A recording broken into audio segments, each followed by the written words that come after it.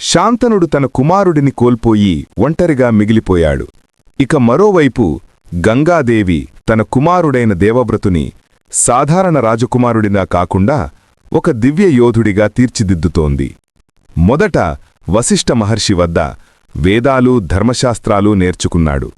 తరువాత పరశురాముని వద్ద శస్త్రవిద్యను నేర్చుకుని అజేయ యోధుడిగా మారాడు. సంవత్సరాలు గడిచాయి.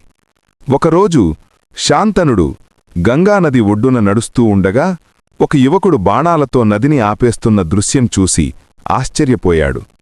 అప్పుడు గంగాదేవి ప్రత్యక్షమై, "ఇదిగో నీ కుమారుడు దేవవ్రతుడు. ఇతని శిక్షణ పూర్తయింది" అని చెప్పి ఆకాశంలో కలిసిపోయింది.